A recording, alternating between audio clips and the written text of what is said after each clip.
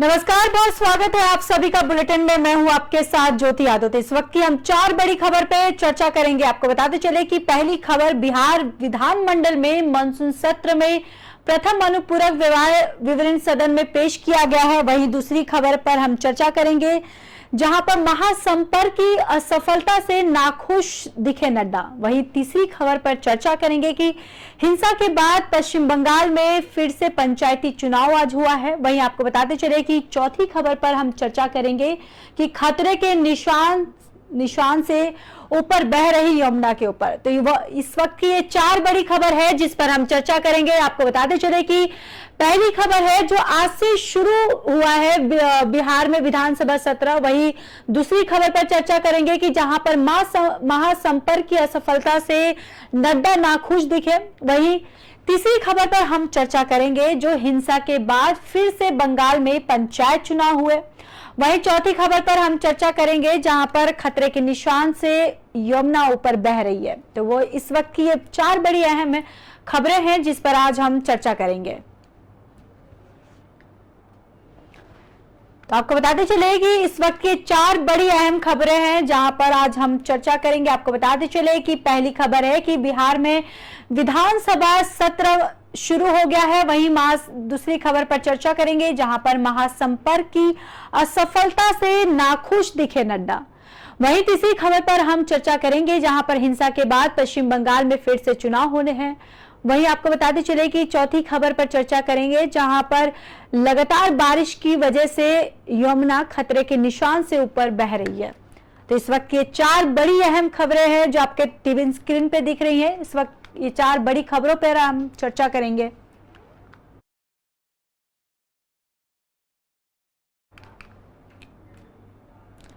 बिहार विधानमंडल में मानसून सत्र में प्रथम अनुपूरक व्यय विवरण सदन में पेश किया गया। इसके बाद शोक संदेश के बाद सदन की कार्रवाई कल तक के लिए स्थगित कर दी गई। अध्यक्ष अवध बिहारी चौधरी ने सदन की कार्यवाही शुरू होने पर अपनी बात रखी। स्पीकर ने पहले दिन आसन से अध्यादेशी सदस्यों के नाम का ऐलान किया है। इसके बाद विधानसभा सचिव ने सदन में होने वाली विधायी कार्यों की जानकारी दी है और इस बीच बीजेपी विधायक सदन में नारेबाजी करने लगे। वहीं मानसून सत्र में हंगामेदार होने के आसार। और आपको बताते चले कि पहले दिन सरकार की कार्यवाही 14 मिनट तक चली। सदन में सीएम और डिप्टी सीएम समेत विपक्ष के नेता विजय सिन्हा और तमाम विधायक मौजूद रहे। अध्यक्ष की ओर से पहले अनुपूरक बजट पेश किया गया। इसके बाद विधानसभा के मुख्य चतेक जनक सिंह ने चार्जशीट का मामला उठाया और बीजेपी नेताओं ने सदन में खड़े होकर हंगामा करना शुरू कर दिया। वहीं आपको बताते चले कि बीजेपी ने पहले ही अपने रुख साफ कर लिए हैं। सीबीआई की ओर से जमीन के बदले नौकरी देने का ये मामले में तेजस्वी यादव के खिलाफ चार्जशीट दायर की और जानने के बाद बीजेपी सरकार पर हमलावर है। तो आज से विधानसभा मानसून सत्र शुरू हुआ है। आपको बताते चले कि विधानसभा की कार्यवाही कल तक स्थगित कर दी गई है। दरअसल बिहार विधानमंडल में मानसून सत्र में पहले अनुपूरक व्यय विवरणी सदन में पेश किया गया। इसके बाद शोक संदेश के बाद सदन की कार्यवाही कल तक के लिए स्थगित कर दी गई। वहीं अध्यक्ष अवध बिहारी चौधरी ने सदन की कार्यवाही शुरू होने पर अपनी बात रखी है।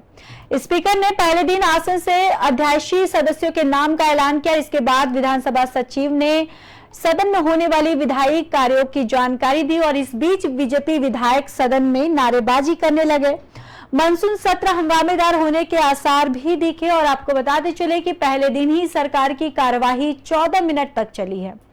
सदन में सीएम और डिप्टी सीएम समेत विपक्ष के नेता विजय सिन्हा और तमाम विधायक मौजूद रहे। अध्यक्ष की ओर से प्रथम अनुपूरक बजट पेश किया गया। इसके बाद विधानसभा के मुख्य चतेक जनक सिंह ने चार्जशीट का मामला उठाया और बीजेपी नेताओं ने सदन में खड़े होकर हंगामा करना शुरू कर दिया है। वहीं आपको बताते चले कि बीजेपी ने पहले ही अपने रुख साफ कर दिए हैं। सीबीआई की ओर से जमीन के बदले नौकरी देने के मामले में तेजस्वी यादव के खिलाफ चार्जशीट दायर किए जाने के बाद बीजेपी सरकार पर हमलावर है।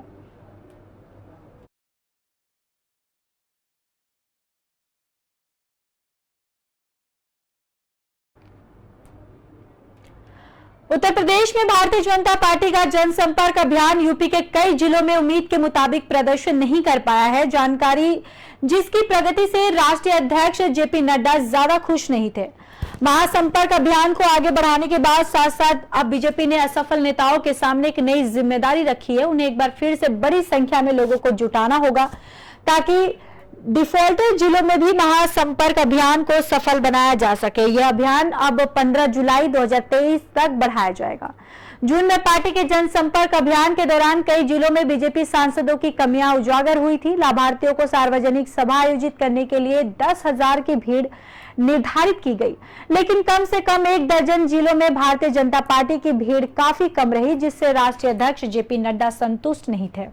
इस संबंध में उन्होंने प्रदेश अध्यक्ष और सचिव धर्मपाल सिंह से रिपोर्ट ली और इन जिलों में अब सांसदों का टिकट खतरे में पड़ा है। इस जनसंपर्क अभियान के दौरान बीजेपी ने हर लोकसभा क्षेत्र में एक जनसभा का आयोजन किया है। इस जनसभा का लक्ष्य 10,000 लोगों को जुटाने का था। कई जिलों से सूचना भी मिली है कि वहां सांसद भी भीड़ नहीं जुटा सके और हाल ही में जेपी नड्डा ने प्रदेश अध्यक्ष भूपेंद्र सिंह चौधरी और संगठन महासचिव धर्मपाल सिंह से वर्चुअल बातचीत की और पूरी रिपोर्ट उनके सामने रखी गई। तो महासंपर्क की असफलता से नड्डा नाखुश दिखे और आपको बताते चले कि हर लोकसभा क्षेत्र में ये जनसभा रखी गई थी। दरअसल आपको बताते चले कि उत्तर प्रदेश में भारतीय जनता पार्टी का जनसंपर्क अभियान यूपी के कई जिलों में उम्मीद के मुताबिक प्रदर्शन नहीं कर पाया, जिसकी प्रगति से राष्ट्रीय अध्यक्ष जेपी नड्डा ज्यादा खुश नहीं थे। महासंपर्क अभियान को आगे बढ़ाने के साथ साथ अब बीजेपी ने असफल नेताओं के सामने एक नई जिम्मेदारी रखी है। उन्हें एक बार फिर से बड़ी संख्या में लोगों को जुटाना होगा ताकि डिफॉल्टर जिलों में भी महासंपर्क अभियान को सफल बनाया जा सके। साथ ही साथ यह अभियान अब 15 जुलाई 2023 तक बढ़ाया जाएगा। जून में पार्टी के जनसंपर्क अभियान के दौरान कई जिलों में बीजेपी सांसदों की कमियां उजागर हुई थी और लाभार्थियों की सार्वजनिक सभा आयोजित करने के लिए 10,000 की भीड़ निर्धारित की गई, लेकिन कम से कम 1 दर्जन जिलों में भारतीय जनता पार्टी का भीड़ काफी कम देखने को मिला, जिससे राष्ट्रीय अध्यक्ष जेपी नड्डा संतुष्ट नहीं थे। इस संबंध में उन्होंने प्रदेश अध्यक्ष और संगठन महासचिव धर्मपाल सिंह से रिपोर्ट ली है और इन जिलों में अब सांसदों का टिकट खतरे में पड़ गया है। और इस जनसंपर्क अभियान के दौरान बीजेपी ने हर लोकसभा क्षेत्र में एक जनसभा का आयोजन किया था। इस जनसभा का लक्ष्य 10,000 लोगों को जुटाने का था। कई जिलों में सूचना मिली कि वहां सांसद भी भीड़ नहीं जुटा सके। हाल ही में जेपी नड्डा ने प्रदेश अध्यक्ष भूपेंद्र सिंह चौधरी और संगठन महासचिव धर्मपाल सिंह से वर्चुअली बातचीत की और पूरी रिपोर्ट उनके सामने रखी है।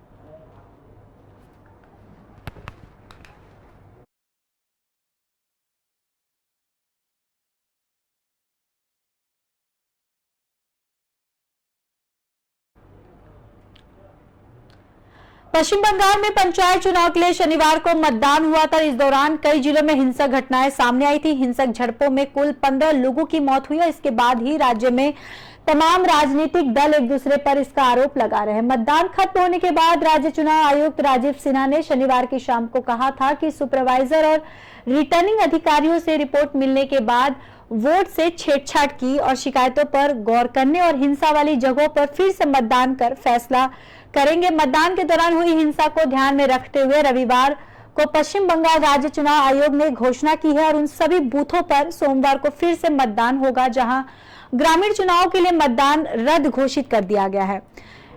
एसईसी ने रविवार शाम को एक बैठक की है जिसमें वोट से छेड़छाड़ और हिंसा की रिपोर्टों का अध्ययन किया गया। अधिकारियों ने बताया कि जिन जिलों में पूर्ण मतदान की घोषणा की गई है उनमें से सबसे ज्यादा मुर्शिदाबाद में 175 बूथ है।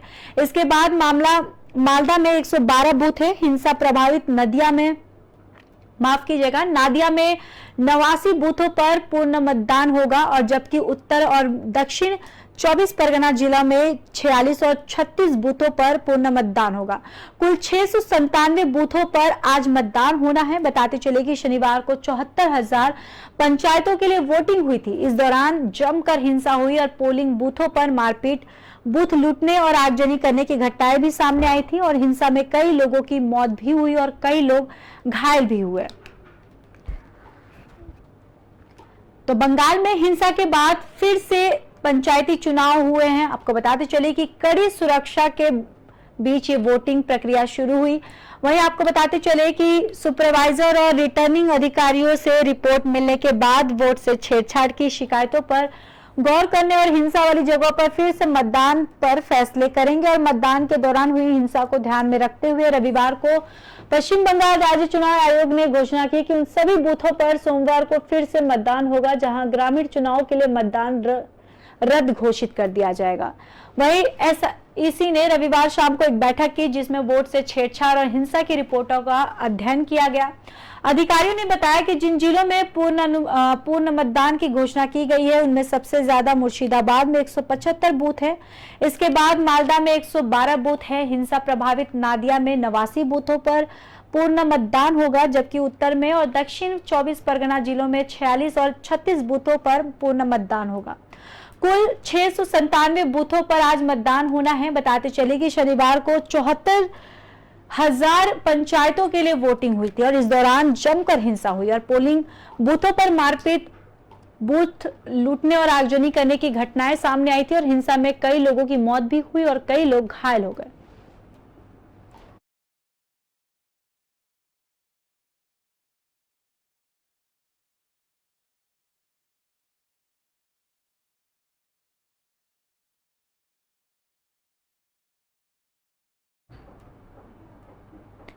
हरियाणा में यमुना नदी खतरे के निशान से ऊपर बह रही है। यमुनानगर में हथनी कुंड बैराज का वाटर लेवल बढ़ने लगा है। यमुना नदी के कैचमेंट एरिया में 2 दिन से लगातार बारिश हो रही है, जिसके चलते रविवार सुबह यमुना नदी के हथनी कुंड बैराज में 9,946 केसीआर वाटर लेवल दर्ज किया गया है और 1 लाख क्यूसेक पानी आने पर मिनी फ्लड घोषित कर दिया गया है।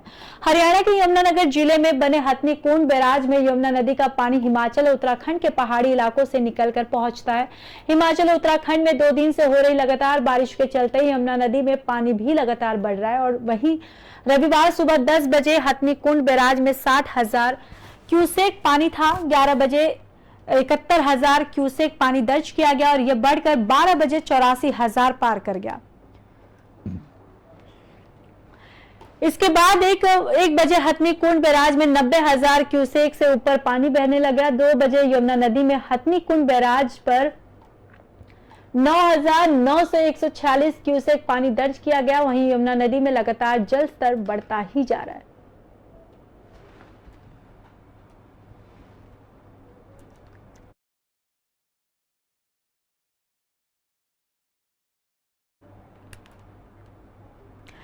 फिलहाल इस बुलेटिन में बस इतना ही। बाकी देश और दुनिया की खबरों के लिए देखते रहिए पी न्यूज।